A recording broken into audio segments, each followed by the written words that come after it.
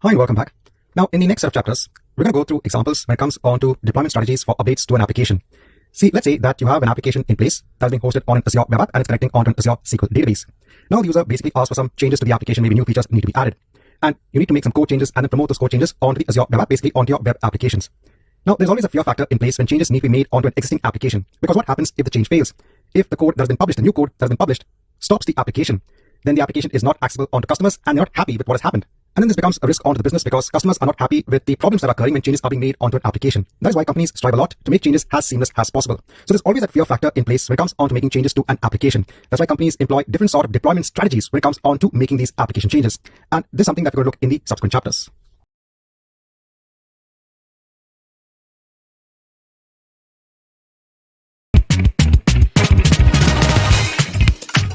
Now, in this chapter, I want to go through a deployment strategy that's known as the blue-green deployment. In this strategy, again, let's say you have a web application in place. It is being hosted on an Azure Web App. Now, all of your users are directed onto this particular environment. This is your current production environment. Sometimes this can also be termed as the blue environment, when all of your users are currently targeting the application that is running on this environment. So let's say the developers have made changes to the application and the basic tests have been conducted. In order to make sure that the new application version works as desired, you can build up a new environment known as the green environment that will have the newer version of your application running. This kind of a duplicate setup, but you have the newer application version running here.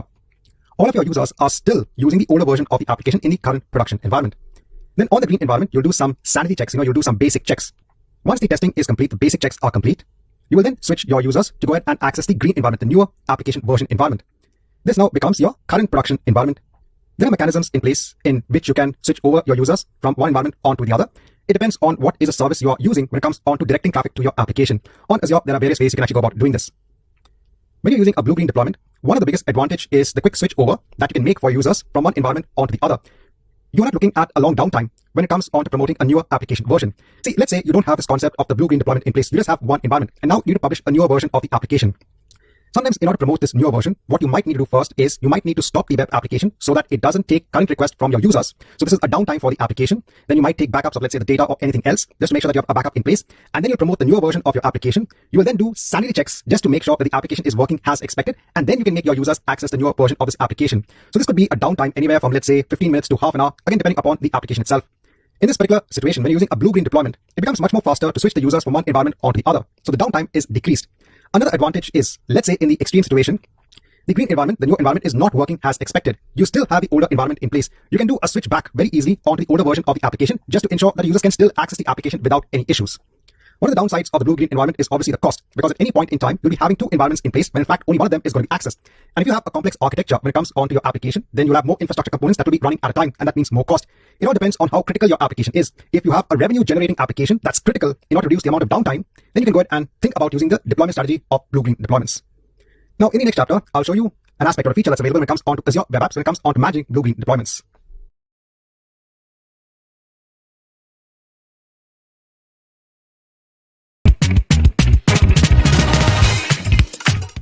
Now, we want to look at an example when it comes on to managing blue-green deployments. When it comes on to the Azure Web App Service, we can make use of deployment slots. If you're coming from, again, an AZ-104 background or AZ-204 background, you'll all be familiar with the use of deployment slots. So we'll go through a quick revision.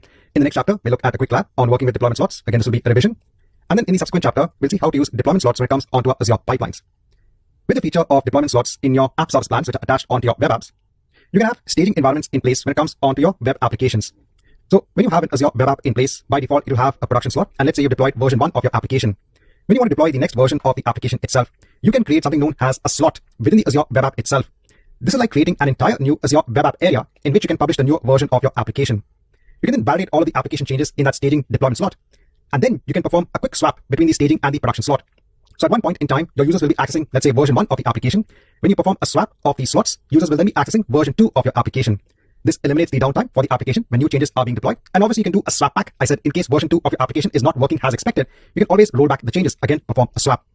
This feature, just as a note, when it comes onto your deployment slots, is only available in the standard app service plan or higher. So you can't use the free app service plan, you can't use the shared, you can't use the basic.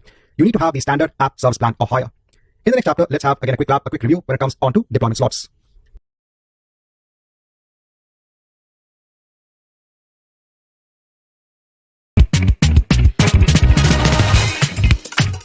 So in this chapter, let's look at a lab when it comes on to working with deployment slots in the Azure Web App Service. In the Azure portal, first of all, in all resources, I'll create a new Azure Web App. I'll choose an existing resource group that I have. I'll just give a unique web app name, runtime stack, choose .NET 6. Just change my location. In terms of the app service plan, I'm going to leave it as standard S1. You need to have the standard app service plan or higher when it comes on to working with deployment slots. Go on next for deployment. Go on to networking. Monitoring, just for now, I'll turn off application insights. Go on tags, go on review and create. And we go ahead and hit on create. While this is being done, in Visual Studio 2022, I'll quickly just create a new project based on the simple ASP.NET Core template. Choosing ASP.NET Core, go on to next. Just give an application name. Let's create the project. Just a simple application. I'll go on to pages, onto the index page. I'll say deployment application version 1. I'll save this. Once I have the web app in place, just go on to the resource. Let me take the URL. Go on to a new tab just to verify that we have the default web app running. This is fine. In Visual Studio, I'll right click on my project. I'll choose the publish option. I'll create a new publish profile. I'll choose Azure, go on to next. Azure App Service Windows, go on to next. In template GRP, I'll choose my deployment app, hit on finish. And then I'll choose publish. This will publish our application onto the Azure web app. Once the publish is complete, it will open up the Edge browser on my system. I can refresh this page as well. So I can see deployment application version 1. Now, before I go into deployment slots, I'm going to add a custom domain for my Azure web app. This is for a domain that I've purchased from an external domain provider. Just to give you a sense, when it comes on to switching versions of your applications, you just want to have a situation wherein we have a domain. So let's say users are accessing your application via this domain name, cloudhublearning.com. So normally your users will be accessing a user-friendly domain name to access your web application. I'm going to map this onto my Azure web app as a custom domain. Again, you don't need to go ahead and do this. Just to give you a sense when it comes on to swapping your applications, the different versions, I'm going to make use of a custom domain. So I need to map this onto my Azure web app. So I have a domain name that I purchased from an external domain provider. This domain provider allows me to manage the DNS records for this domain. I need to set the DNS records appropriately so that it can map onto my Azure web app. So let me go onto my web app. There is a setting known as custom domains. I'll add a custom domain. It is cloudhublearning.com. I'm going to place it as www.cloudhublearning.com. I'll click on validate. Initially, it's going to fail when it comes onto the domain ownership because I need to add some records over here. I need to add a record of the type txt. This is going to be the host value. I'll just copy this. Here in DNS management, I'll add a record. It's a txt record. I'll copy that name. In terms of the value, it's actually this value. I'll just close this for the moment. I'm going to copy this entire custom domain verification ID, place it here, and add the record. So this is done. So even though it says it will take an hour, normally it refreshes quite quickly. I'll go back. Again, let me hit on adding a custom domain. So cloudhublearning.com. Just click on validate again. So in terms of the hostname record type, I'm choosing CNAME. Okay, now scroll down. And you can see now the hostname availability and the domain ownership is working as expected. I can then click on add custom domain. So Azure web app was able to verify that we own the domain because we had added this particular record in the DNS management for the domain itself. Once you have the domain name in place, I'm going to go on to DNS management again for my domain name. I'm going to add another record. This is going to be a CNAME record. I need to point my domain onto this URL. Go on to the beginning. So I'm just trying to point my domain onto my Azure web app. I'll click on add record. So this is done. Now, once you have this in place, let me just wait for a couple of minutes for this to take effect. Now, after some time, in another tab, if I go on to www.cloudhublearning.com, so it's saying the connection is not private, and that's because I've not set up HTTPS. I can go on to advanced, I can proceed on to cloudhublearning.com, and I can see my deployment application in place. So now my site is pointing onto my Azure web app. Now let's create a deployment slot. I can go on to deployment slots for the Azure web app. We are able to create a slot here, and that's because we are using the standard app service plan or higher when it comes onto our Azure web app. You can see our main application is part of this production slot. I'll add a slot. I'll give a name of staging. You can see that we are getting now a new URL. We have the name of our Azure web app along with the name of a slot, .azurewebsites.net. I'll click on add. It's like adding a new Azure web app, but within your original web app itself. You now have, or you will be having two slots in place. One is your production slot, and the other is going to be your staging slot. Once you have the slot in place, you will see you have the staging slot here. Onto my application, let me go on to the index page and make a change. I'll make this as version 2. Click on save. I'll right click and publish my project again. I'm going to create a new publish profile. I want to now publish the newer version of my application onto the staging slot. Again, I'll choose Azure App Service, go on to next. Under my deployment app, now I can see deployment slots. I can choose the staging slot, hit on finish, and then click on publish. This is publishing the newer version of my application onto the staging slot for my Azure web app. Once the deployment is complete, again, it will open up the Edge browser. It will take me onto the staging slot, so recognize a different URL. Let me copy this and go on to the Chrome browser. So we are on cloudhublearning.com. If you know that all of our users are still pointing on to version 1 of our deployment application. If I go on to a new tab here, this is for the staging slot. This now contains the newer version of the application. So now you can conduct a sort of sanity check on this newer version of the application in this staging slot. Once the testing is complete and you are sure that you now want to move this newer version of the application onto your production slot, you can perform a swap. You can now perform a swap when it comes onto your production and your staging slot. I can choose the swap option here. I'm swapping the staging slot with the production slot. I'll hit on the swap option. So this is like having a blue-green deployment in place, wherein the blue environment for us was our production slot, when all of our users were accessing the web application here. And then we have our staging slot that was behaving as our green environment. And now we're performing a swap when it comes onto the blue and the green environment when it comes onto our staging slots. Once this is complete, it just took a minute. I'll hit on close. If I go on to my deployment app.azureWebsites.net that was pointing onto version 1, you can see now it is pointing onto version 2. If I go onto the staging slot URL, if I refresh this page, it will reflect version 1 shortly. Yes, version 1. If I go onto cloudhublearning.com, this is the URL my users are accessing. Earlier it was version 1. Now it is version 2. So within a flick of a switch, you are able to swap the newer version of your application with the earlier version of the application. And at any point in time, you can do a swap back. In case the new version does not work as expected, you can go ahead and perform again a swap of your production and your staging slot. So this is kind of a quick revision first on the usage of deployment slots. In the next chapter, let's see how we can implement a scenario via the use of Azure pipelines.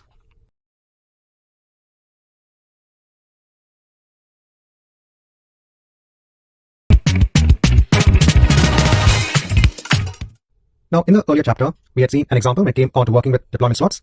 In this chapter, let's go ahead and see how we can work with slots when it comes onto Azure pipelines. Firstly, I'll go onto my staging slot. Let me delete the slot. We're going to recreate this slot when it comes onto our pipeline. I'll hit on the delete option, just give the name of my deployment slot, and hit on delete. So we'll only be having now the current production version of our application in place. In Visual Studio, what I'll do is let me publish the project that I have, this deployment app, onto Azure Repos as a Git repository. I'll create a Git repository, choose Azure DevOps, my organization and my project. Let me do a create and a push. Once this is complete, if I go on to my deployment slots also, let me hit on refresh to see if staging has been deleted. So yes, this is done. If I go on to my repos in my Agile project, let me see if I have my deployment app in place. Yes, it is in place. Let me quickly set up a build, ASP.NET Core. In the pipeline, I'll just replace the pipeline with what we've been seeing earlier on. When it comes on to using .NET Core CLI to build our project, to publish the project onto the build artifact staging directory, and then publish it onto the pipeline. In terms of the artifact, I'll name this as deployment app. Let me do a save and a run so that we have the initial build in place when it comes onto our project, our application. And then we'll start with the release pipeline. Once the job is complete, let me go ahead and create now a new release pipeline. Start with an empty job. Let's name this as deployment app pipeline. Here, in terms of the first stage, I'll say deployment to slot. Let me click on save. Let me add an artifact. Choose my deployment app. Click on add. Enable continuous deployment trigger. Let's click on save quickly. Here, in terms of deployment onto a slot, the first task I'm going to add is an Azure CLI task. This will be used to first create our staging slot. There is currently no task for creating the staging slot, so we can use Azure CLI to achieve the same. Go on to the task. So I'll say create staging slot. Choose my connection. In the script type, choose PowerShell and inline script. I'm just adding the command. It's AZ web app deployment slot create. I'm giving the name of the app for which I want to create a slot, the resource group, and what is the name of the slot. Just click on save. I'll then add the task to deploy my application onto the staging slot. I'll choose an Azure App Service deploy. I'll say staging slot. Choose my subscription. Scroll down. Choose my app service. Here now, I'll say deploy to slot or app service environment. I can now choose my resource group and then choose the slot. Here, you won't have the slot in place, so I'll just hardcode the name of the slot because we are creating the slot in the first step. I'll click on save. So the first stage is to create your staging slot and then deploy the new version of your application onto the staging slot. I'll go back onto the pipeline. You can now add a post-deployment approval. So you have your application running in the staging slot. Then you might have a test conducted for the application in the staging slot. Before going on to the next stage, you can have an approval in place. So I'll choose TOC user. Click on save. I can now add another stage. This will be to swap the slots. Click on save. I'll go on to the agent job. Let me add a task. Here the task I need to search for is Azure App Service Manage. Click on add. Let's choose to swap the slots. Choose my Azure subscription. In the action, I can choose to swap the slot. So you have a lot of actions available here. Choose my app service name, the resource group. Choose my slot, which I can't see here because we are going to be recreating or creating that slot. So I'll put the name of the slot as the staging slot. This is going to be swapped with the production slot. I'll click on save. Here, if you want now, you can add an agentless job. In the agentless job, let me add a manual intervention task. This manual intervention is just to conduct a sanity check. So once the slots have been swapped, the staging and the production, just conduct a quick sanity check just to ensure the production slot is now working as expected. Basically, the new version of the application. Let's put the instructions here. Click on save. And then let me add another agent job.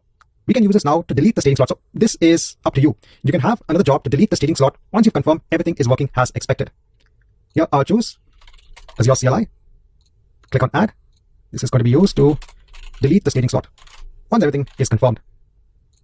Choose my subscription, choose PowerShell, and inline script. To delete the slot, it's an easy web app deployment slot delete, the name of my application, the resource group, and the name of my slot. Let's click on save. So now we have multiple jobs in place running as part of the stage, and we have different tasks. Then we now go on to the pipeline. So we have our pipeline in place in another tab. Then we now go on to my repository. Let me make a quick change onto the pages. Click on edit and put this as version 3. So currently our application is pointing onto version 2. I'll do a commit.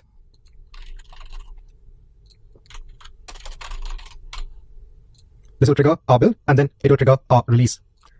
Let me come back once I have a release in place for my deployment app pipeline. So I've come back, the release has started. My deployment onto the slot stage is also complete. Just to confirm, if I refresh the deployment slots in my Azure web app, I can see my staging slot in place. If I go onto it and take the URL just to confirm, take the URL, go on to a new tab. I can see version 3 of my application. Let me go ahead now and override the approval and approve it myself as the admin, something that I can do. It will now go on to the next stage. The first task, remember, is to swap the slots.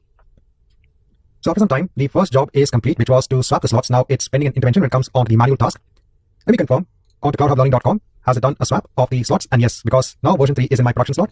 If I cross-verify my staging slot, I should be having version 2 of my application, as expected. Let me go back and hit on resume. So job 2 is also complete, and now it should go on to job 3, which would be to delete my staging slot. So this task is also complete. If I go on to my deployment slots on my Azure web app, let me hit on refresh, and I don't have the staging slot in place. So in this chapter, I want to kind of give you an example on how you can make use of deployment slots in your pipeline.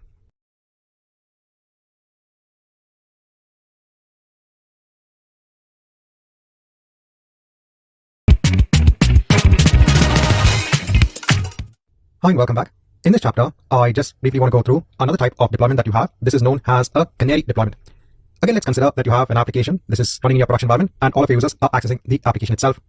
Now, when a new feature needs to be made available for the application to your users, when it comes onto a canary deployment, this new feature is made available only onto a subset of users. So maybe only 10% of your users will be able to see the new feature of your application. Now, there are multiple ways in which you could go about doing this. You could have another environment in place, again, a duplicate environment of your application, which has the newer feature, and then direct a percentage of those users onto the newer environment. The feature can be tested out, and then maybe gradually you can move all of your users onto the newer environment. Or you could have feature toggles within your application. You can have, this is something that you need to embed within your application, where you can just have a simple on and off switch when it comes on to enabling features for certain users. But here the entire idea is kind of a gradual way of implementing the newer feature for your application to your users. Initially, you'll have few users who have access onto that new feature, and if it is working as expected, it can then be rolled out onto all of your users who are using your application. Now, in the subsequent chapters, we are going to be looking at another routing tool that's available in Azure, that is the Azure Traffic Manager, and how it can be used when it comes on to building a deployment strategy.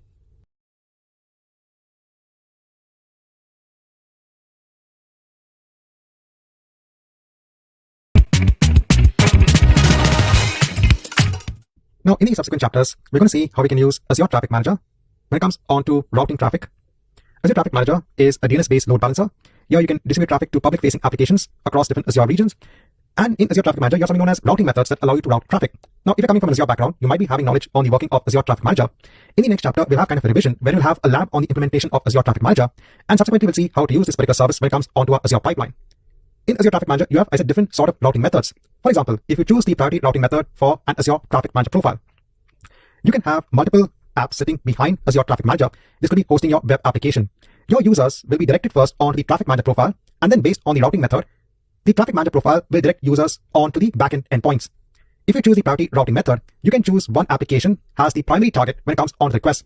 So let's say that you have a priority of 1 when it comes on to an Azure web app running in the North Europe location. All of your users will be directed onto that Azure web app. You can then have another Azure web app running in a different location. You can give this as a priority of 2. If, for example, something goes wrong with the application running in the primary region, then Azure Traffic Manager can start directing requests onto the application, the Azure web app, that has the second priority running in a different location. So this is like an active passive setup. In case if your first setup, your first Azure web app is not running as expected, let's say the North Europe location has gone down, the services have gone down, the Traffic Manager profile runs at the global level, so it is not impacted by North Europe region going down. Then the Traffic Manager profile can direct requests on the Azure web app running in a different location. Another example of another routing method is the weighted routing method. This can be useful when it comes onto your Canary deployments. Here you will have your applications again running on multiple Azure Web Apps in different locations. In the weighted routing method, you can give a weightage onto the endpoints that are running behind the profile. For example, you can give a weightage of, let's say, 1000 onto the application running in the North Europe location and a weightage of just 1 to the web app running in the UK South location. That means almost all of your users will be directed onto the Azure Web App that has a higher weightage. Let's say in the Canary deployment, you have deployed a new feature onto this Azure Web App, and you want a subset of your users to be directed onto this web application. You can increase the weightage accordingly. You can probably put this as 100. You can leave this as 1000. What the traffic manager profile will do is it will calculate the percentage based on the weightage and direct the traffic accordingly. And if you want now all of your users to be directed onto the new application which has the new features, you can put this as 1000 and you can put this as 1. You can change the weightage accordingly. So there are multiple routing methods in place when it comes onto the Azure Traffic Manager service. Based on your routing needs, you can choose the routing method accordingly.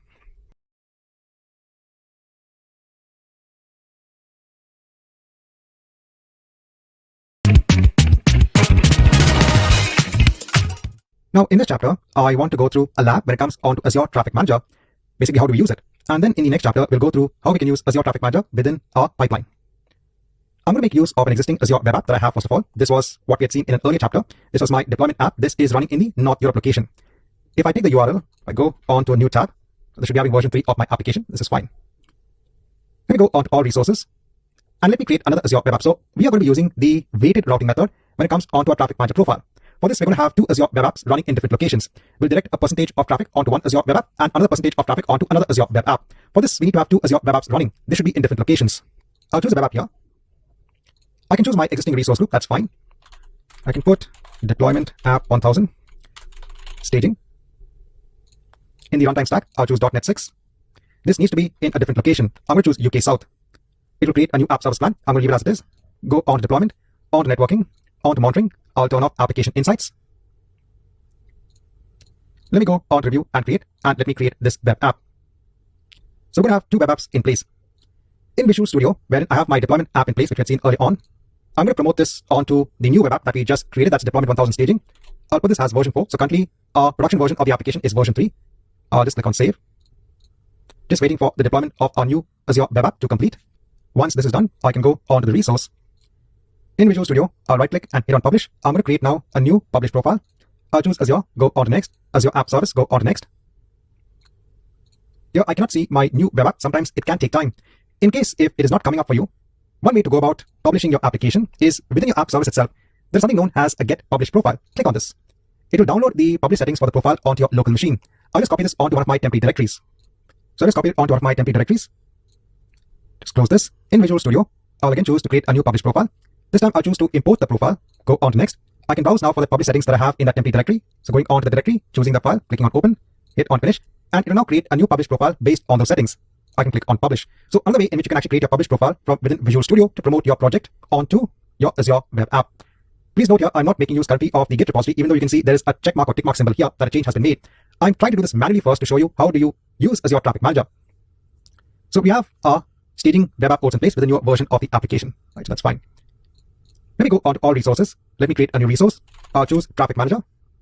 So I want to create a Traffic Manager profile. I'll choose this particular service. Hit on create. Just give a name of deployment profile. In the routing method, there are different routing methods in place. I'm going to choose the weighted routing method. Here, I only need to choose my resource group. I don't need to choose the location. Traffic Manager is created at the global level. Let me hit on create. Let's wait till we have the Traffic Manager profile in place. Once the deployment is complete, I can go on to the resource. So we are taken onto the profile for Traffic Manager. Here you can see a DNS name has been applied onto the Traffic Manager profile. Your users now will actually go onto this DNS name, and then Traffic Manager will route the request onto the appropriate web app depending upon the routing method that is chosen. The next step for me is to go onto the configuration. In the configuration, in the endpoint monitoring settings, I need to change this onto HTTPS. That's because our Azure web apps are listening on the HTTPS protocol. In terms of the port, I need to change it onto 443. Let me click on save. Once I have this in place, I need to now go onto the endpoints and add both of my Azure web apps as endpoints onto the Traffic Manager profile. I'm going to click on add. In terms of the type, it's an Azure endpoint. Let me name this as production. In the target resource type, I'll choose an app service. I'll choose my deployment app that I can see. In terms of the weightage, I'll put this as 1000. I also need to now put the customer header settings. The way we do this is we add basically the host name for deployment app. I can just copy the URL, place it here, just delete this. So we just have the name. We need to have this custom header settings in place. Let me click on add. So I've add a weightage of 1000. What it's doing now, it is checking the health of the endpoint. I just hit on refresh, so it's still checking the endpoint. Let me click on add. Let's see if I can search for the other service. So it is taking time. Let me refresh this entire page. I want to make sure that I can add my staging web app that I create as an endpoint. Let me click on add again, see if I can choose it as an app service. So it is taking time. So what I'll do is let me just wait for a couple of minutes and then come back till I can get the target resource over here. So I just wait for a couple of minutes. I refresh the page. I'm going to add now another endpoint. I'll name this as staging. In the target resource type, again the app service. This time I can see my staging app in place. In terms of the weightage, I'll put a very low weightage of just 1. I need to put the host headers here as well. In another tab, if I go on to the staging one,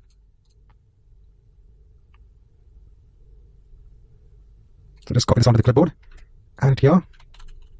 Make sure it's formatted properly. Click on add. So we're adding now another endpoint. We're going to have 2 endpoints in place. One is the production endpoint that is pointing onto our production Azure web app, and the staging which is pointing to, let's say, a web app that has a newer version of our application. So it's currently checking the endpoint, the health of the endpoint. If you go on to the production endpoint, you can see the monitoring status is showing us online. You can see the weightage is 1000 and it's 1 for the staging endpoint. Again, just to confirm, if I take the URL of our staging endpoint, it has version 4 of our application. So when using the traffic manager profile, I told you that all of your users will be directed onto the URL that is attached onto the traffic manager profile. Since the routing method we have chosen is the weightage routing method, and since we put a very high weightage for the production endpoint, all of our users are going to be directed onto our original deployment app 1000. So let's assume now we have a newer version of our application that is promoted onto our staging app, and we've added that as the endpoint here with a very low weightage. If we want more and more users to be directed onto our staging endpoint to test the newer version of the application, we have to go ahead and increment the weightage accordingly. At this point in time, I'm just waiting for the endpoint to be online, so it is online. Let me go on to the overview, take the DNS name of the traffic manager profile, go on to a new tab.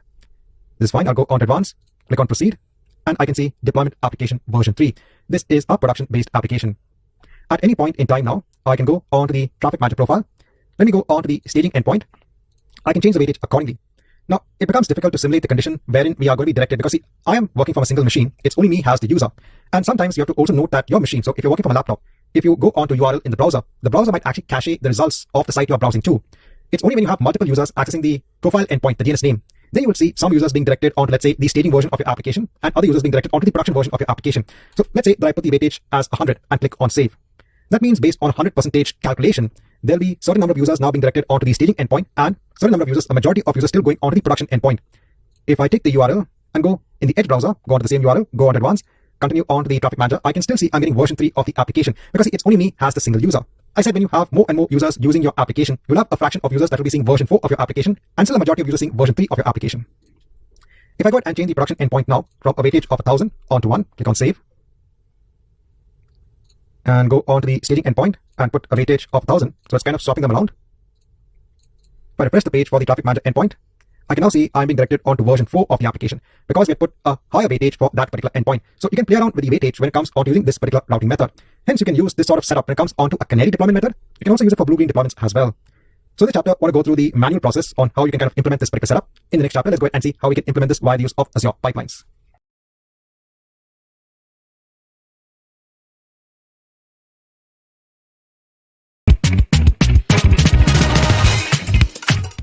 Now, in the prior chapter, we looked at the manual process when it comes on to working with the traffic manager profile.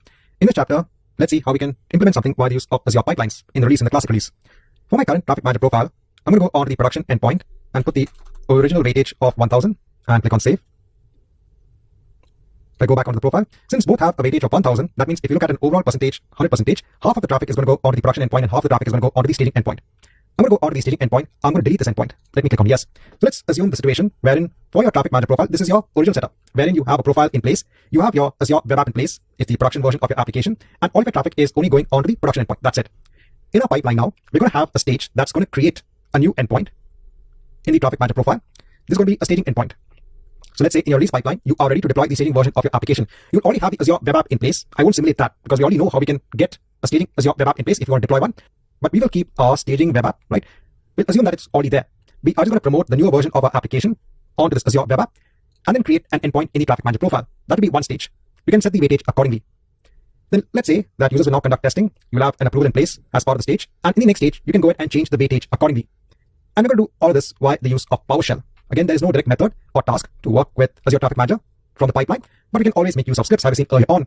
I could use Azure CLI to achieve this, but I just want to show you that you can use PowerShell, use Azure modules as well. You have to ensure that you have flexibility in place when it comes on to what you can use to work with pipeline.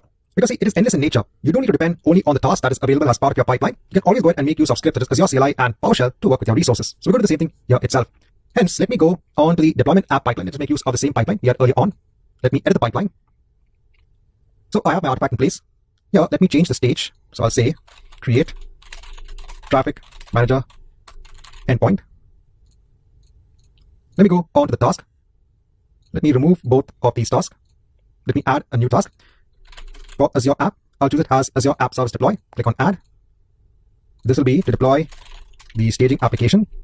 Scroll down. Let me go on to my subscription. In the app service name, I'll choose my staging app. This is fine.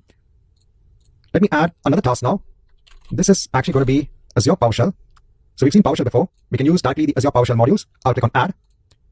This is going to be used now to create the traffic manager endpoint. Choose my subscription. I'll choose an inline script. What is the script I'm going to use? So here I have two scripts in place. One is for creating the endpoint. Again, for those who are not familiar with PowerShell, I don't expect you to understand this entire script. If you want, I do have a complete course when it comes on to working with Azure PowerShell. But just as an example on how you can use scripts again as part of your pipeline to enhance its functionality, I'm giving an example on how we can create an endpoint by the use of Azure PowerShell modules. Here I have 4 variables in place. I need to change the values accordingly.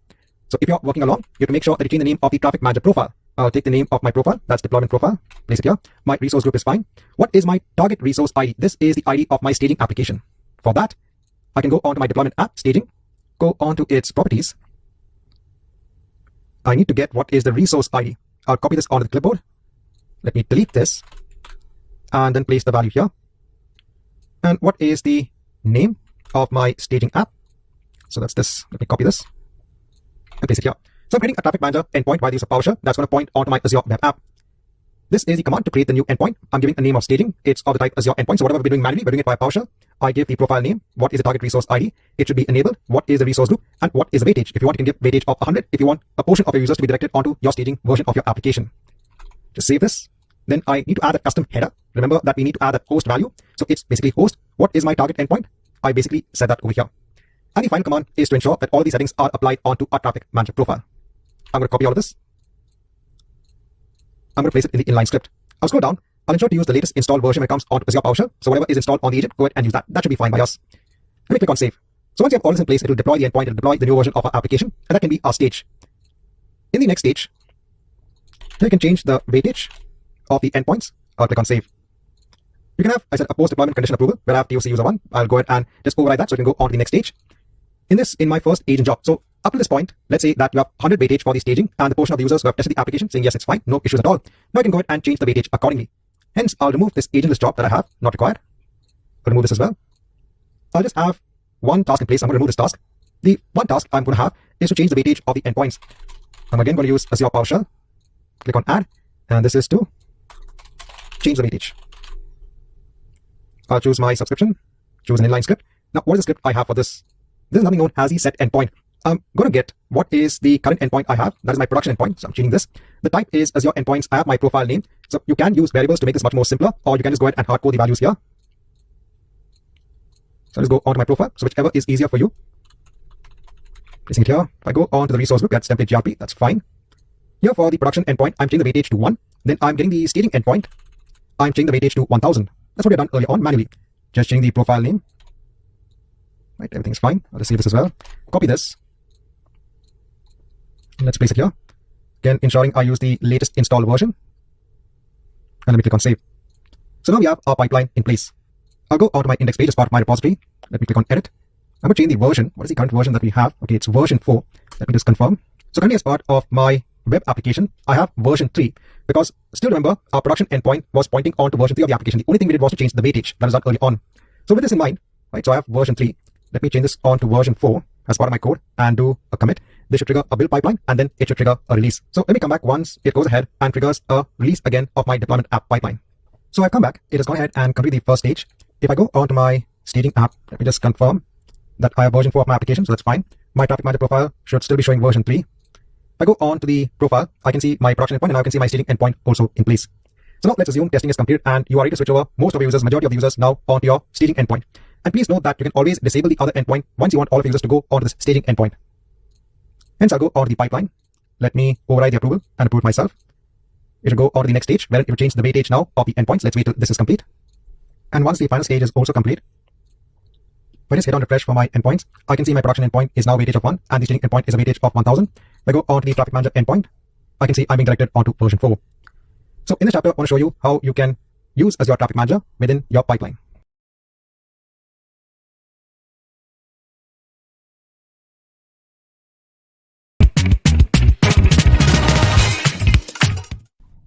Hi and welcome back. Now in this chapter, I just want to give a quick note when it comes on to rolling deployments. Actually, this is a strategy that we've already seen earlier on. Let's say that we have an application that is hosted on a set of Azure virtual machines. Let's say we want to now update the version of the application running on these Azure virtual machines. We had seen the concept of deployment groups earlier on in our pipelines. And at that point in time, the deployment group could apply the update onto the machines one at a time or batches at a time, not all at once. So you're doing it in phases. This could be done with deployment groups. You can also have this rolling updates when it comes onto Azure virtual machines. Another version of the rolling updates is, let's say again you have machines that are hosting an application. When you want to roll out a new version of your application, so this is when it comes onto the virtual machine scale set, new machines with the new application version would be spun up and it would gradually replace the machines which have the older version of your application. When you're doing it in such a manner, you have to remember that at any point in time during the upgrade process, you would have machines running both the older and the newer application versions. So in the chapter, I just want to kind of give this quick note when it comes onto rolling deployment.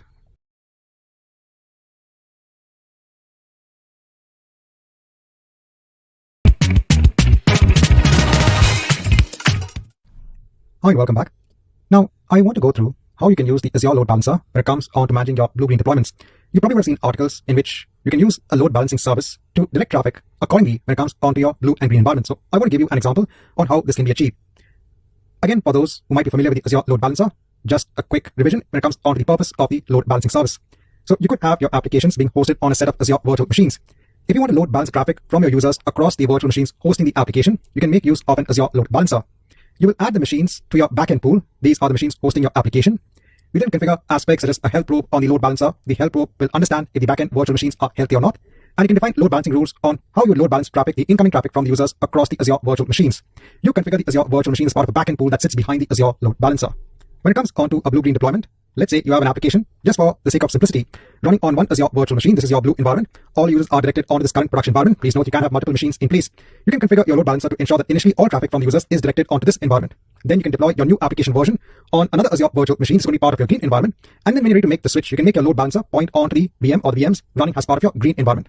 So in the next chapter, I'm going to show you an example on how you can actually perform this particular switch.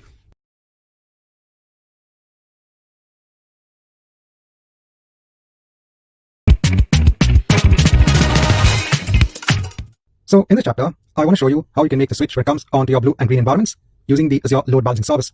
For this first, let me go ahead and create the required infrastructure. I'm going to create two Azure virtual machines. One machine is going to be, simulating the scenario of our current production-based application, and the other virtual machine can simulate the scenario wherein we have a newer version of our application. In all resources, let me create a new virtual machine. I'll choose Windows Server 2019 Data Center. I'll create a new resource group for the purpose of this demo. Hit OK. Give a name, AppVM Prod. This will be a production-based server. Choose the location. Don't need any availability. Just give a quick username and a password that we can use to log into the machine. I'm going to allow traffic on port 80 because we are going to be installing Internet Information Services on this particular machine. I'm leaving all of the other aspects as they are. Go on to management, on advanced, on tags, on review, and create. Let me go ahead and hit on create, and let's wait till we have the machine in place. Once I have the machine in place, I'm going to log into the machine. Connect via RDP. I'll download the RDP file. We'll connect onto the machine. While the interface is loading, in another tab, let me create our second Azure VM, again Windows Server 2019 Data Center. Choose my resource group. I'll name this as AppVM Staging. Again, North Europe, no infrastructure. Give the details to login. Again, allow traffic on port 80. Go on to next with this on networking. It'll be part of the same virtual network as our first VM. Management, advanced, tags, review, and create. Let me go ahead and hit on create. Let me go on to the first VM, that is AppVM Prod. Again, I'll just install the role of Internet Information Services on this machine and have a simple default.html page in place. In the server match dashboard, let me go ahead and click on add roles and features. Let me go on to next. Choose the role of the web server, add features. Let me then hit on install. Let's go back. I can see that I have my other VM also in place. Go on to the resource. Let me connect to this machine.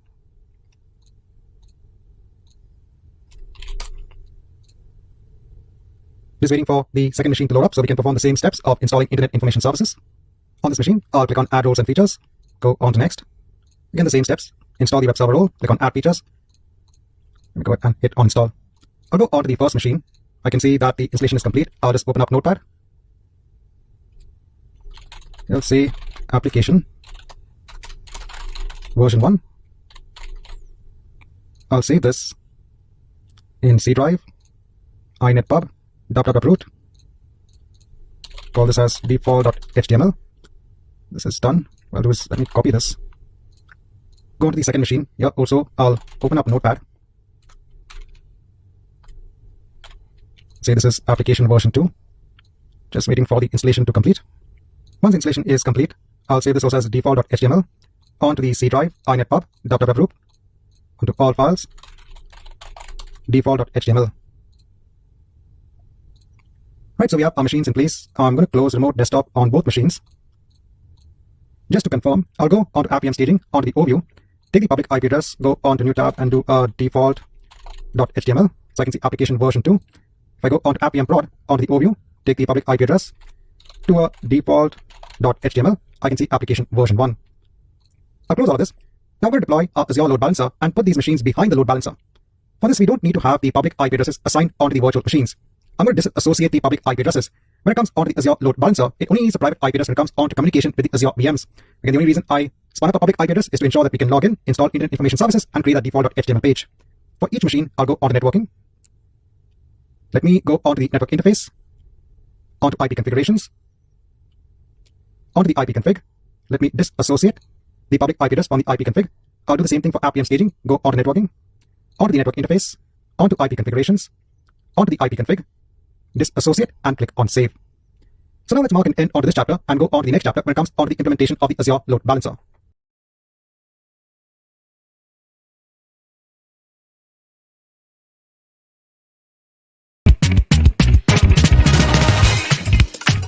So in the prior chapter, we had gone ahead and deployed our Azure VMs. These VMs are now going to be sitting behind our Azure load balancer. We are simulating a situation where we have one Azure virtual machine that is hosting version 1 of our application and the other machine is hosting version 2 of our application. Let me now deploy an Azure load balancer. I'll create a new resource. I'll search for the load balancer service. I'll just hit on enter. This will take me onto the marketplace. I'm going to choose the load balancer service from Microsoft. Hit on create. Choose my resource group. Just give a name. In the North Europe location, this will be of the standard SKU. I'm going to mark this as a public load balancer. Go on next for IP configuration. I'll add a front-end IP configuration. Scroll down, create a new public IP address that's going to be assigned onto the load balancer. Let me hit on OK. Click on add. Again, I'm not going through the specifics of the working of the load balancer. From the AZ4 perspective, it's good to understand how you can use the load balancer when it comes onto a deployment strategy. I'll leave all the aspects empty. We'll define or configure this after the creation of the load balancer. So I'll just go ahead and hit on create. Let's wait till we have the load balancer in place. Once I have the load balancer in place, I'll go onto the resource. First thing I'll configure is the backend pools to add both of my machines as backend pools. I'm going to click on add. I'm going to name the first one as production pool. I'll select my virtual network. I'll choose IP address and let me choose 10.0.0.4. This is or should be the private IP address. If I go onto my virtual machines, onto Appium Prod, if I scroll down, this should be the private IP address of Appium Prod. So this is going to be part of our production pool. I'll click on save. I'm going to add now another backend pool. This is going to be like our staging pool, which is going to have the newer version of our application being hosted on the other Azure virtual machine. So I have this in place. I'll click on add. I'll give a name of staging pool. Again, IP address. I'll choose this time 10.0.0.5. This for Appium Staging. Click on save. So we're adding two backend pools onto our load balancer. Once I have the pools in place, I'll go on to the health probes. We'll define a simple health probe. This is just to check if the backend machines are healthy or not. I'll leave it as the TCP protocol on port 80 because we have Internet Information Services listening for traffic on port 80, so this should be fine. I'll click on add. And then finally, I'll go onto the load balancing rules. Let me add a very simple rule. So here I'm telling that as part of this rule, traffic that is coming onto the front-end IP address of our load balancer must be directed onto my production pool initially because this is hosting the production version of my application. When traffic is coming on port 80, that's the HTTP protocol, then divert the traffic onto port 80 of the backend pool because we have our virtual machines which has Internet Information Services in place that is listening on the backend port of port 80. And we can use our health probe. Leave all the other settings as they are and let me click on add. Once we have this in place, if you go onto the front-end IP configuration, take the public IP address that is assigned on the load balancer and go onto default.html, you'll be directed onto application version 1. I'm just to extend now this example to give you kind of a vision on how we can now do an example of a blue-green deployment. If I go onto my domain, which I used earlier on for cloudhublearning.com, I added some records here. I'm going to delete these records, even the txt record. I'm going to add another record. This time the record is going to be an A record. This is for the root. I'm going to point it. So I'll just put @, and I'm going to point it onto the IP address of the load balancer. So I'll copy this, place the value here. Let me add the record. Once it's done, I'll just wait for a couple of minutes for this to take effect. So after waiting for a couple of minutes, in another tab, if I go onto the URL cloudhublearning.com/default.html, I'll be directed onto my load balancer, and my load balancer is directing me onto application version 1.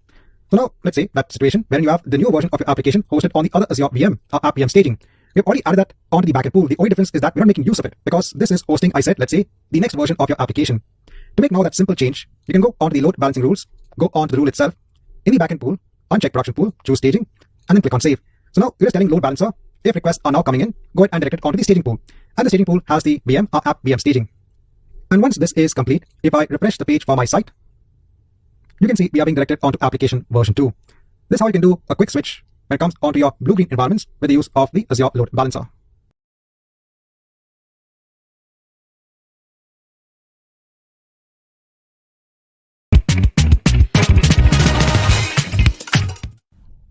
Hi and welcome back. Now in the last chapter, I showed you an example on how you can do the switch between your environments basically using Azure Load Balancer. In this chapter, quickly want to show you a task that you can have within your pipeline to make that switch. Here we're going to be using or making use of Azure PowerShell to actually make that switch when it comes onto your backend pools, because there is no direct task that can go ahead and do this. So you can make use of Azure PowerShell has a task to make that switch when it comes onto your load balancer. I'll go back onto my rule in the load balancer. Let me switch it back onto the production pool and click on save. Once this is done, let's confirm. Go on default.html. We're going on to application, back to application version 1. I'm making this very simple. I'm going to go onto my pipelines and I'll create a new release pipeline. Empty job. I'll say swap pools. Let's give a name. I'm not going to add any artifact. I just want to show you how you can actually perform that swap. If I go on to my job, I'm just going to add one task. This is going to be for Azure PowerShell. I'll add the task, and this task is going to change the backend pool. What is the script that I have here for this? This is again in PowerShell. The first line is to basically get a handle on the existing load balancer via its load balancer name and the resource group. Hence, we need to change this accordingly. My resource group is fine. It's load grp is the name of my balancer, app balancer. So if you are following along, make sure you make the changes accordingly. This is fine. What is the name of the backend pool I want to switch to? If I go onto my backend pools, the pool I've given is staging pool. So I need to change it accordingly. There's some variables I'm using within the script. I have my probe, which is probe A. That name is fine.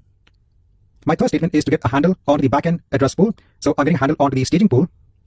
Then finally, I'm using setAZ load balancer rule config to set the rule accordingly. My rule is rule A, right? Let me confirm. Yeah, it's rule A. Then front-end IP configuration, that's fine. I'm getting what is the first front-end IP configuration. Protocol is TCP. The front-end port is port 80. The backend port is port 80. And the only thing I'm changing here is the backend address pool. So earlier it was, or currently it is pointing onto the production pool.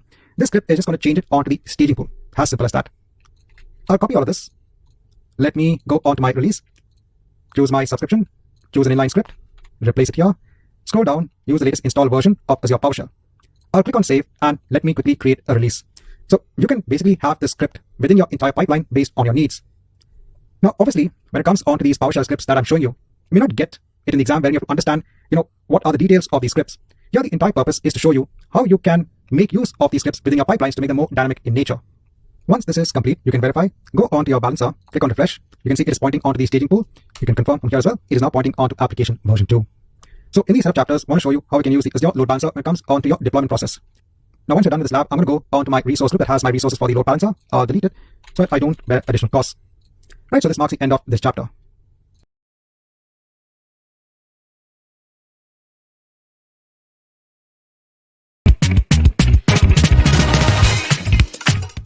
Hi and welcome back. Now we're going to go into understanding about the tool which is available as part of Azure DevOps, and that's Azure Artifacts. Azure Artifacts allows developers to go ahead and publish their code as packages so that they can be used by basically other developers within their organization. See, when we're talking about packages, here it is giving an example of an application that we have or a project that we have in Visual Studio 2022. Now, let's say I want to use functionality when it comes on to working with JSON-based data. Now, instead of the developer creating this code by themselves, they should look online if code already exists that can help them work with JSON. So in fact, there is a package available. If I go on Tools, NuGet Package Manager, manage NuGet packages for the solution.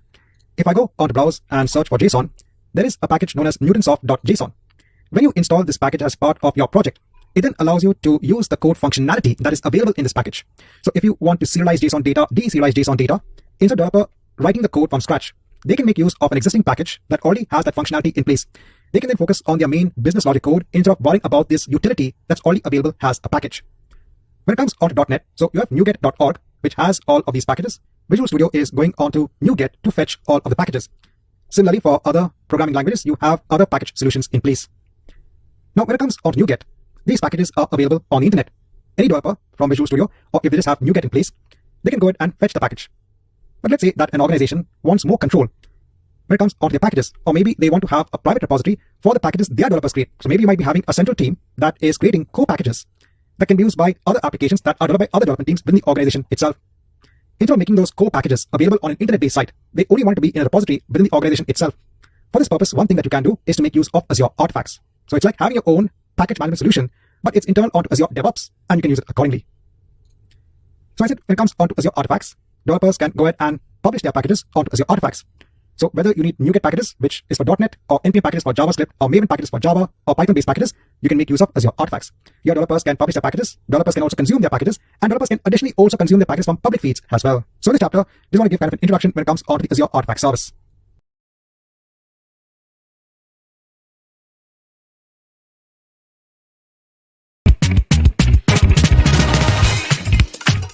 Now, just to show a use case on how we can use Azure Artifacts, we first need to build a package which we can publish onto Azure Artifacts itself. I'm going to show you a very simple example. In Visual Studio, I'm going to create a new project. Here, just search for a class library. I'm going to choose class library in C#. Go on to next.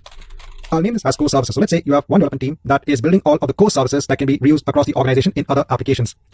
Go on to next. Hit on create. I'll go on to the class that gets created. I'll just rename this. Call this core functionality. I'll say yes, I want to rename the class. Create a very simple method. And I'm going to return saying this class has core functionality. So nothing that great, just having a simple class in place which has a method of display. I'll click on save. I'll just go on to the core services. So the target framework is .NET 6.0. So now we kind of have a very simple project in place. Now we want to publish this as a package onto Azure Artifacts. Let's go on to Azure Artifacts. So we've seen boards, repos, pipelines. Let's go on to Artifacts now. The first thing we have to do is to create something known as a feed. The feed is where you'll actually publish your packages, and then you can have other developers that can actually connect to the feed and consume those packages. I'll create a feed. I'll just name this as core services. Here, in terms of the visibility, we are saying members of our tech support organization. You can also include packages from public sources. I'll explain this later on. And this is basically for our project. I'll hit on create. We now have our feed in place. If you want to connect to the feed in any manner, you can click on connect to the feed. Depending upon what language you're using to either connect to the feed to publish a package or consume a package, you can choose it accordingly. For example, if I choose Visual Studio, it's telling you how you can set up your machine when it comes on to specifying this particular feed has the source. It's saying first you specify this has the source, which is your feed URL, and then you go ahead and restore the packages. If I go on to NuGet.exe, it's saying that you add this config file onto your project in the same folder as the project file itself. Then you have to go ahead and restore or publish the packages onto this particular feed. In order to connect onto this feed, since this particular feed is part of our project, that means you need to authenticate yourself in order to download a package from this feed. It's not the same as NuGet.org, which is kind of a public repository wherein anyone can go ahead and download a package. I told you one of the main purposes of having Azure Artifacts in place is to ensure that you have your own sort of private package repository that can be used within your organization. Hence, you can have this sort of privacy wherein users have to authenticate in order to consume a package from this feed. Again, you'll understand this when we publish a package and consume the package. If you click on Get the Tools, it's telling you there are two things you need to do. First thing is to download the latest version of NuGet. This is if you want to, I said, probably publish a package or even consume a package. And if you don't have Visual Studio in place and you want to ensure that you don't authenticate yourself every time, you can download the credential provider. The credential provider will authenticate you the first time onto the feed so that you don't have to enter your credentials every time. So I told you that you have to authenticate yourself onto this feed in order to publish or consume a package. So now our first step is to go ahead and publish our package. So let me download the latest NuGet. From here, it will take me on to downloading NuGet. I'll choose the command line on Windows since I'm a Windows machine. I'll download the recommended latest version. I'll choose keep. I'm going to copy this. So currently, if I look at my core services, it is in a temporary directory. So I'm going to copy that NuGet.exe. I'll go onto the core services folder. Wherever I have my project, I'm going to place that NuGet here. Next, let me go back here. I'm going to copy all of this and create a file known as NuGet.config. So in my project, I'll right click, add a new item. Here, I'll just choose a text file and let me name this as NuGet.config. Go on to it and let me paste in whatever was given over there. Let me go ahead and save this. Let me build a solution. Also, let me go on to the core services folder. I'll right click on NuGet.exe. So even though you can't see it, just go on to the properties of this particular file. Click on unblock, hit on apply, and hit on OK. Now we can use the NuGet tool to first create a package of our core services project. I'm going to open up Windows PowerShell as an administrator. I'll go on to the temporary directory, on to core services. Let me go on to core services again. I have my NuGet.exe. So I'll run the NuGet.exe with the pack command, and it is core services.chplot. So let's go ahead and create a package which we can now publish onto our feed. If you want to publish it onto your feed, so there is a command given here. We can copy this, paste it here. So we have the source of core services. This is our feed. When it comes on to the API key, you can mention anything. So let me again mention it has a string of core. What is the package path? So the package has been created here. It's core services.1.0. So basically this particular name. So I just need to ensure that I have the command rightly executed. Now it's going to ask me to sign into my Azure DevOps account. So I'll sign in as the admin.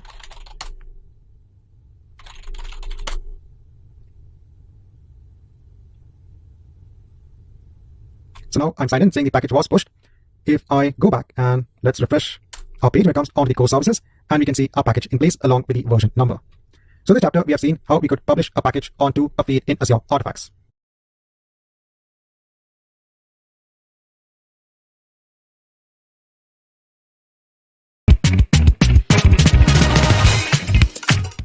Now, in the prior chapter, I had shown you how you can actually promote a package as an example on a feed in Azure Artifacts. In this chapter, I want to show you how you can now consume this package. For this, in Visual Studio, I'm going to create now a new project. This is going to be an ASP.NET Core web application. I'll go on to next, give a name of consume package, go on to next, hit on create. Here now, if you want to consume the package, here if I go on to NuGet Package Manager and manage NuGet packages for the solution, currently my package source is NuGet.org. If I go on to the settings, I can now add my feed in my settings when connecting onto Azure Artifacts. If I click on connect to feed, if I choose Visual Studio, this is the source. I can copy this onto the clipboard. In Visual Studio, let me add another source, package source. I'll give the source details. I'll copy the name, place it here, and click on update and hit on OK. In my package source now, I have NuGet.org and I have core services. Now when going on to core services, it is asking me to connect onto Azure DevOps. I told you that this is an authenticate request. Since I'm using Visual Studio, everything is managed here. But if you don't have Visual Studio, remember you can always go ahead and download the credential provider. Now, when I search for core services in terms of my package source, here I can see core services. Let me go ahead and choose it and install it for my project. Again, just ask me to authenticate.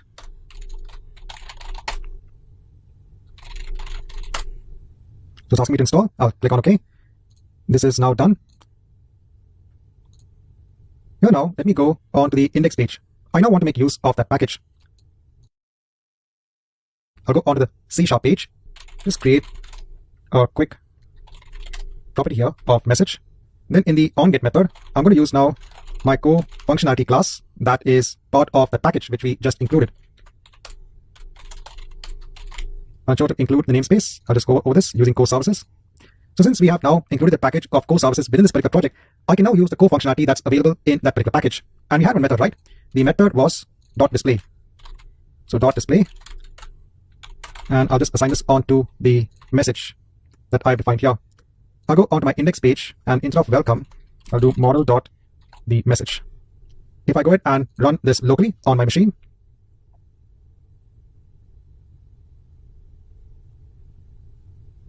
you can see I'm getting the output accordingly. So now as a developer, I need to authenticate onto that feed to make use of that package. So in this chapter, I want to show you how you can consume a package that is part of the feed in Azure Artifacts.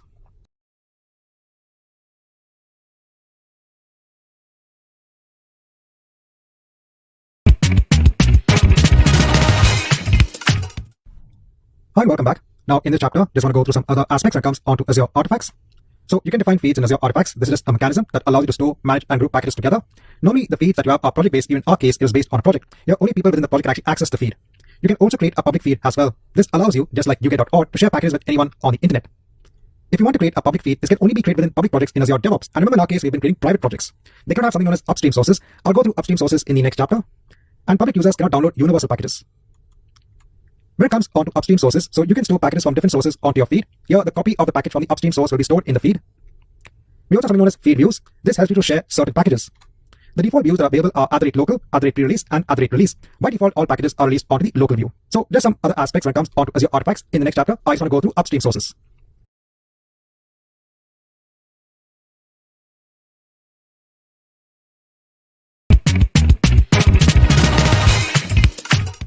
Hi and welcome back.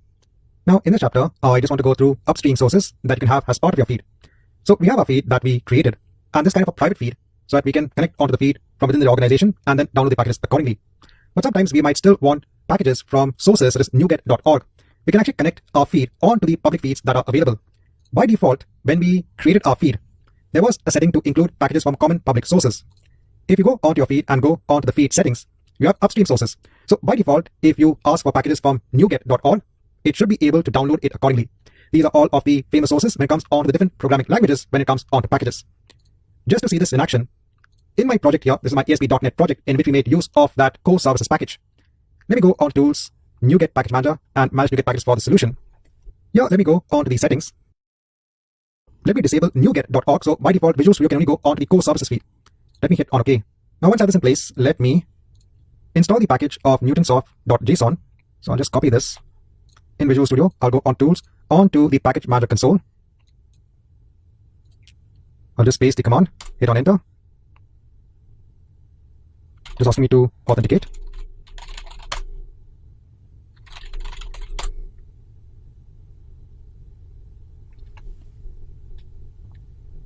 Once this is done, it's saying it successfully installed Newtonsoft.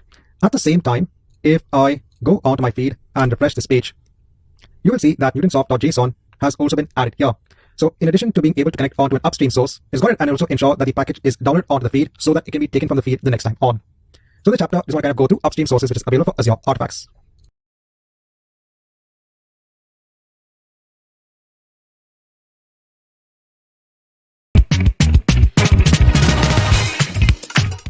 Hi and welcome back. Now in this chapter, I want to show you how you can take your project and publish it onto a feed via the use of Azure pipelines. It's actually quite simple. We already know the pipeline for building a project. The only thing that we need is to ensure that we can publish the project, or basically publish the build, as a package onto our feed. I'm going to be using the core services project that we had seen earlier on. I'm going to delete the NuGet package file here. So let me just hit on delete. Because we're going to create this sort of NuGet package from within the pipeline itself. I'm going to go on to the core services. I'm going to right click. I'm going to go right down. I know you can't see the menu, but go on to the properties of the project. Go on to package and general. I'm going to change the package version. I'll make it 1.1.0. So let's say we are making a change onto our project. So I'll just go on to general. It is changed. I'll go on to core functionality. I'll just say this is version 1.1.0. Go ahead and click on save. Let me publish this onto a Git repository in Azure repos. Go on to Azure DevOps. I'll choose my Agile project. I'll do a create and a push. Actually, we don't even need the NuGet.exe. If you want, you can go ahead and actually remove it. At the moment, we have this as part of now Azure repos. Let me go on to Azure repos. Let's go on to the core services and let me set up a build. ASP.NET Core. Now I've added the code in the build. I've replaced it to ensure that it does the job of building the code, creating a package, and publishing it onto our feed. Here I have the Windows latest in terms of the VM image. I have the NuGet command for restoring the entire solution. I'm building my project. If I scroll down now, I'm using the NuGet command and pack. We've seen this, right? NuGet and then pack. This will help us to build our NuGet package. Now in terms of the versioning scheme, I'm saying that we can also version based on the build ID. Is something that we can also do. So in addition to specifying the version in the project, we can also version it via the use of the build ID. In the destination for the package, we are saying put in the artifact staging directory. Then we are just using the command of NuGet authenticate to authenticate onto the feeds. And then finally, we're doing a NuGet push to go ahead and push the package onto our feed. I need to make the change here in terms of the feed. So let me go on to artifacts. So here, if I connect onto the feed and choose Visual Studio, the name of the feed is core services. Just go on to the pipeline. That's the name of the feed. And the name of my project is Agile project. With all of this in place, let me go ahead and do a save and a run. And let's wait till the build is complete. Now in the build, I can see I've got an error in terms of packages that failed to publish.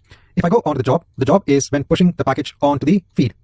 And basically this error is because it's saying it lacks permission to complete this action.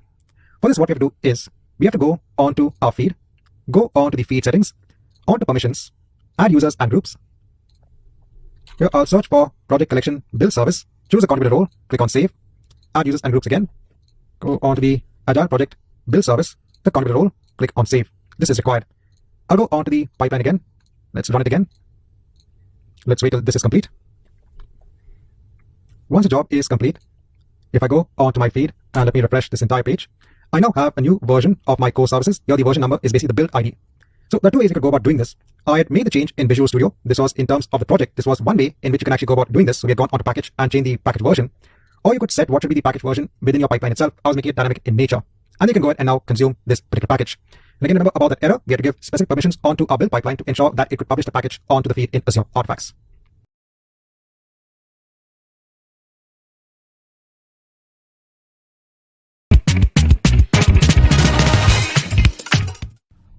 Hi and welcome back. Now in this chapter, I just quickly want to go through pipeline reports. So anyway, we know that when you go onto the pipeline, so let me go onto any pipeline that I have. If you go onto the analytics, here you can see the pipeline pass rate, you can see the pipeline duration. If you go on to viewing the full report, If you scroll down, for each of the steps, you'll actually get the amount of time each step took when it came onto your pipeline. This is quite useful. So if there's any step that is taking a long time across the pipeline, you can try to optimize that particular step within your pipeline itself. Apart from that, if you go onto your dashboard, you have widgets when it comes onto your pipelines. If I click on edit, we have pipelines, we have widgets for the build history of a pipeline, the deployment status, etc. If I choose one and click on add, I can scroll down. I will need to configure the widget. The title is the deployment status. You can choose the size in terms of the number of types it's going to use. If I scroll down, I can choose the build pipeline. So let me just choose a pipeline that I have, the default branch in the build pipeline, and click on save. I need to choose a stage. Click on save. Click on done editing, and you'll see basically the status of the deployment when it comes onto the pipeline itself. So there are multiple widgets when it comes onto your dashboard. So I just quickly want to go through the pipeline reports that is available.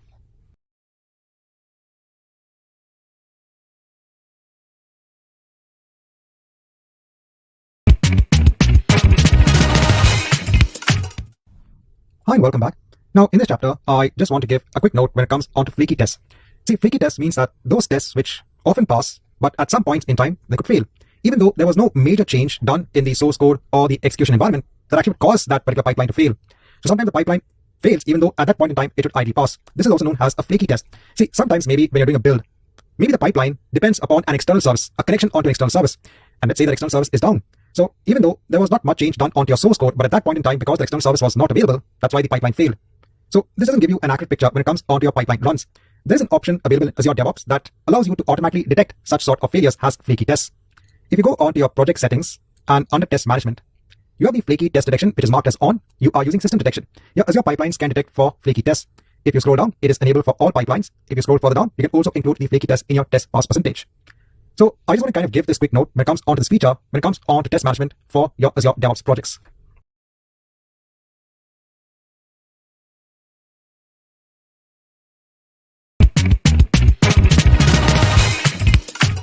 Hi and welcome back. Now in this chapter, I just want to give an overview when it comes onto the Azure App Config service. If you're coming from an AZ204 background, you'll be very familiar when it comes onto the service. If you have configuration settings that need to be shared across multiple Azure web apps, instead of defining the configuration settings separately in each Azure web application, you can define it in Azure App Config, and they can be used by the Azure web apps. Also in the Azure App Config service, you can define feature flags that you can enable and disable at any point in time. So if you want certain features to be rolled out to users, you can go ahead and make use of feature flags to enable or disable the feature. Again, you have to go ahead and code the use of using feature flags. So if you go on to an Azure web app, for example, if you go on to configuration, in configuration, you can go ahead and define name value pairs in terms of application settings, and you can also define connection strings. But I told you, if you have common settings that need to be set across multiple Azure web apps, you can make use of the Azure App Config service. Just as a quick see when it comes onto the service itself, in all resources, I'll hit on create. When creating the resource, let me search for app configuration. I'll hit on create. I'll choose an existing resource group that I have. Just give a unique name for the resource. I'll leave the pricing as it is in terms of the days to retain the store. Just leave us 1 day. Go on networking, on tags, on view, and create. And let me go ahead and hit on create. Let's come back once we have the resource in place. Once you have the resource in place, if I go ahead onto the resource, here you can actually go onto the configuration explorer. You can create now key value pairs that can be used by your Azure web apps. At the same time, you can go onto feature manager.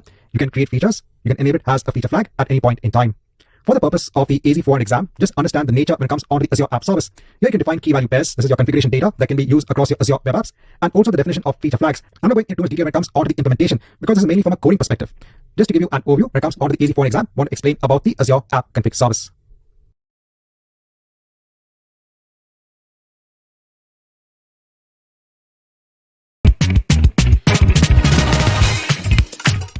Hi and welcome back. Now in this chapter, I want to go through the usage of a tool that's known as Selenium. You can actually use Selenium when it comes onto your user interface testing for your web applications. For example, let's say you have a web application deployed. I have an Azure web app in place. If I just take the URL, go on to another tab. So I have an application in place, deployment application version 3. You can use the Selenium framework to actually test out the different parts of your application. For example, if you want to ensure that the keyword of version 3 is coming up in your front page for your application as part of user interface testing, you can make use of the Selenium framework. You can actually write code. This could be in the language of your choice. You could make use of the packages that are available when it comes onto Selenium for this sort of testing. I'm going to go through a very simple scenario, an example on how we can implement this. Now, in order to showcase the usage of Selenium, I'm going to create a very simple test project that's going to make use of the Selenium drivers. When creating a new project in Visual Studio, I'm going to search for the template of MS Test. I'm going to choose the MS Test project in C#. Go on to next. Name this as Selenium Test. Let me create the project. This is going to add a unit test. I'll just rename this.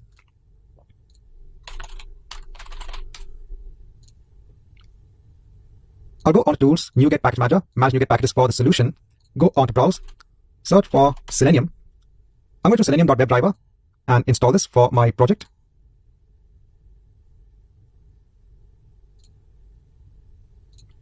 I also want to install selenium.webdriver.chrome. I'll scroll down, install this as well.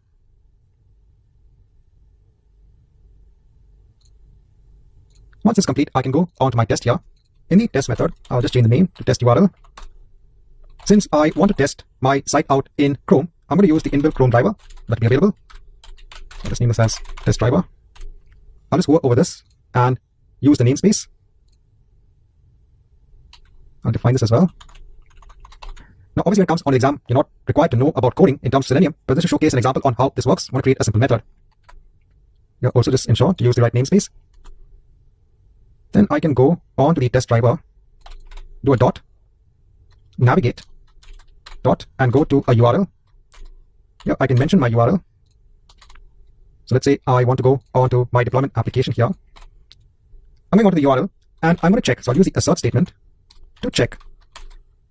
I'll again use my test driver dot the title and check for the keyword of deployment app. So I'll choose the dot contains.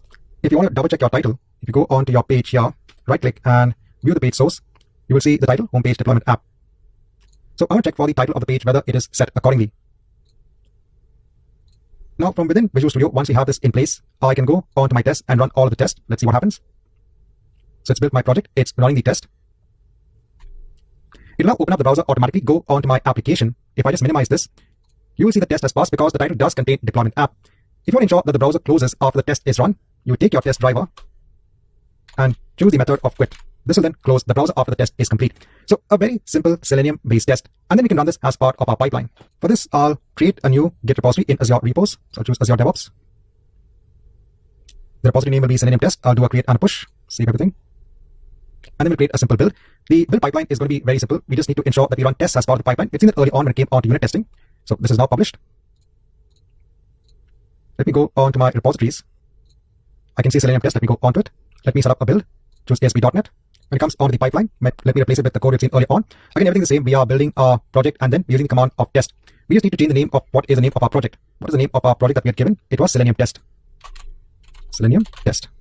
Let me do a save and a run. And let's wait till the build is complete. Now, once the job is complete, if I go on to the .NET CLI when it comes on to the test phase, here you will see it is using the Chrome driver. So one of the test files match the specified pattern. It would have started the Chrome driver and execute the test. If I go back on to the run, we have the test here. If I filter on what has passed, the test URL test has indeed passed. So if you want to have UI testing as part of your pipeline, you can actually make use of Selenium and embed that code within the pipeline itself.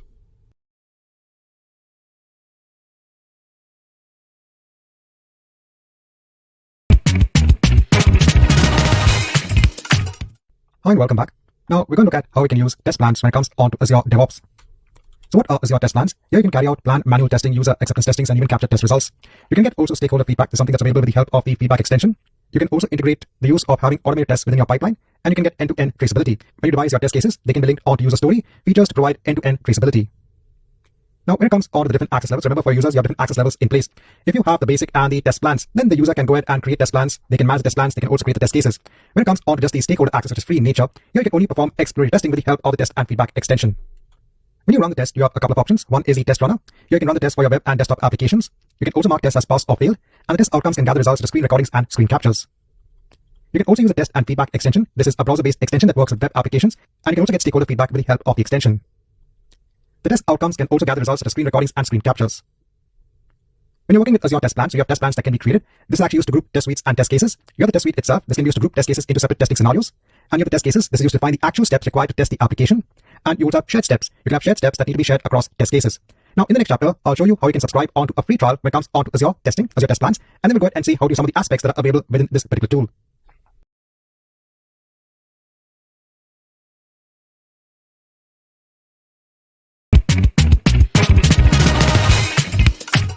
Hi and welcome back.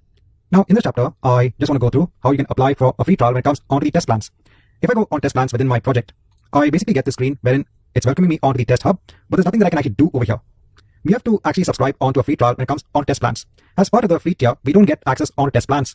If I go onto my organization, if I go onto organization settings, if I go onto the billing section, and if I scroll down, We have the boards, repos, and test plans. We get 5 basic users, remember that, but we don't get test plans. If you want, you can start a free trial when it comes on test plans. So let me go ahead and click on this option.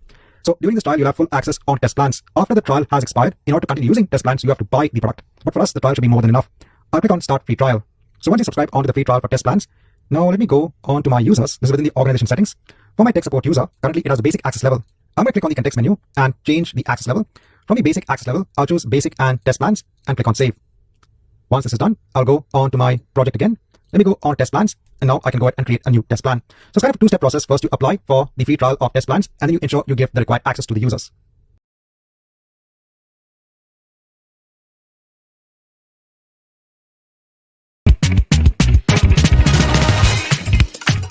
So in the last chapter, we had subscribed onto a free trial when it comes on test plans. Now in this chapter, let's see how we can create those test plans. Firstly, I'll go on to boards. I just want to check whether I have any user stories in place. Yes, I do have. So let me go back onto the work items. See, with the help of test plans, you can also have end-to-end traceability in place. You can link your test cases onto your user stories. I'll go onto the test plans feature. I'll create a new test plan. I'll just give a test plan name. This is within my Agile project. I'll hit on create. Let me just hide this. Here we can go ahead and create a new test suite. Either it can be a static one, it can be based or linked onto your requirements. Let me go ahead and choose the requirement-based suite. We can have, I said, end-to-end traceability, wherein we can link our test plans onto our user stories. It will create a query based on the requirement category. This is actually going to fetch all of the user stories. If I run the query, I can see the user stories in place. Let me go ahead and choose one of them and then create the suite. We now have a suite that is linked onto this particular user story. I can now go ahead onto the define stage. I'll scroll down. I can create a new test case. I'll give a name for the test case. And we can add all the steps. Remember, this is a manual test case. You will assign this onto a user or onto another test engineer that's going to go through these manual test steps. If everything works as desired, then the user or the test engineer can go ahead and mark the test has passed. So let me go ahead and add some steps. Adding some very simple steps. I'll click on save and close. Let me add another test case. Let me click on save and close. So now we have 2 test cases in place. If I go back onto my work items, or let me go onto boards. When you go onto your user stories now, you can see the symbol wherein 2 test cases have been added. So you have 2 tests now that are part of this particular user story. You have now this end-to-end traceability in place where one can go ahead and create those test cases and then map it onto the user story. Let's move on to the next chapters to see how we can actually run tests against these test cases.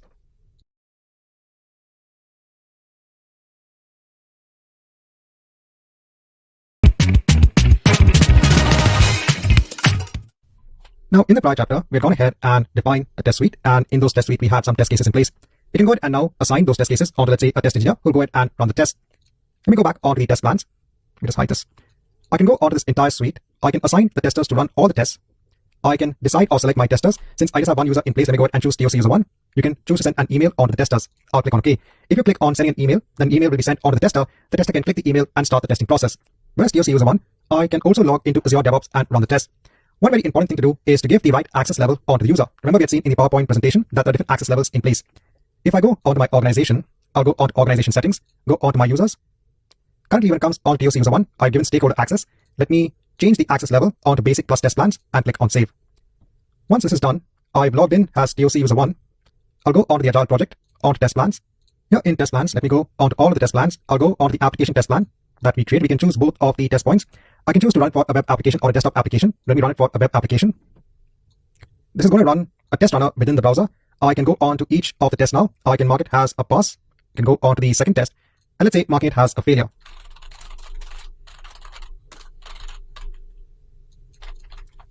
Remember, these are all manual test cases. So let's assume that TOC user 1 is a test engineer. You assign these test cases to run to TOC user 1. TOC user 1, on the sideline, will open up a browser, go onto the application, test the application based on these test cases.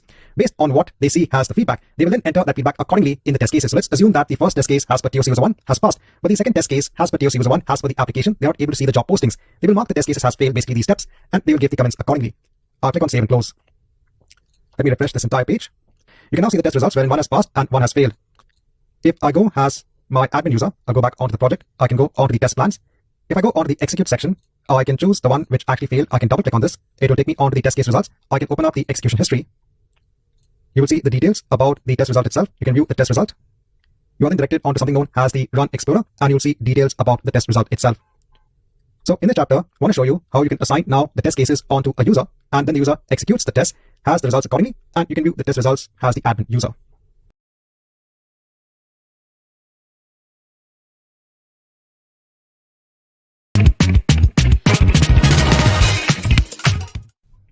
Hi and welcome back. Now in this chapter, I want to go through the test and feedback extension, which can be used to get feedback from your stakeholders. We've already seen how we could create test plans. So it's pretty simple, right? You create a test suite, you can create then your test cases, you have steps as part of the test cases, you can assign the test cases, the users can go ahead and execute the test cases. But then you need to have a certain access level. Let's say that you just want to get feedback from your normal users on an application. Let's say you've rolled out a new feature of the application and you just want to get feedback from the users. Nothing extravagant when it comes onto actual test case execution, just normal feedback. Then we can have the normal stakeholder access granted onto that user. We don't need to give the full license when it comes onto basic and test plans. As the admin user, let me again go onto the organization settings. I'll go onto users. For TOC user 1, let me change the access level again. This time the stakeholder access level. The stakeholder access level is free of cost. So you can have multiple users with the stakeholder access level. I'll click on save. Once this is done, if I go onto a project, let me go onto boards. I'll just hide this. Let me go onto a user story. So let's say you have a user story in place. It's in the active state. You've rolled out maybe a feature, a test feature, maybe onto a staging area, and you want to get feedback from a user. What you can do is from the context menu, you can say request feedback, choose the user. I'll choose TOC user 1 and I'll click on send. We're now asking for feedback from a user. Now, how can the user give feedback?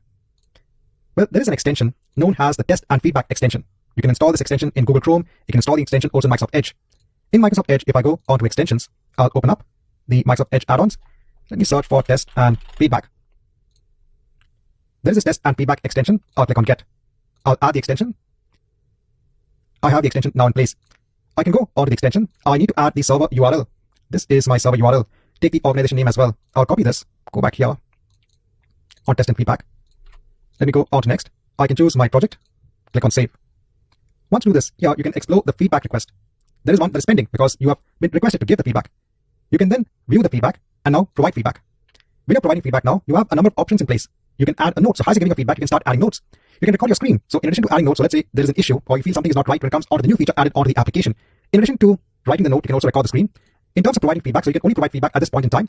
You will not be able to actually create the bug because as per the documentation, when you just have the stakeholder access level, you can't create the bug, you can just provide the feedback. You can view the entire session timeline on what you are doing. So here, let's say I go ahead and add a note. I can then click on save. So currently the session is running. Here you can capture either the browser, the screen, or the application. Let me just capture the screen. I'll choose this and click on share. So I can choose a part of the screen and save the screenshot. All of this is now coming within the session timeline. Now, once you finish having all the data in place, go on to the provide feedback option and give the response with your observations and click on save. You've now gone ahead and provided your feedback. I can go ahead and stop the session.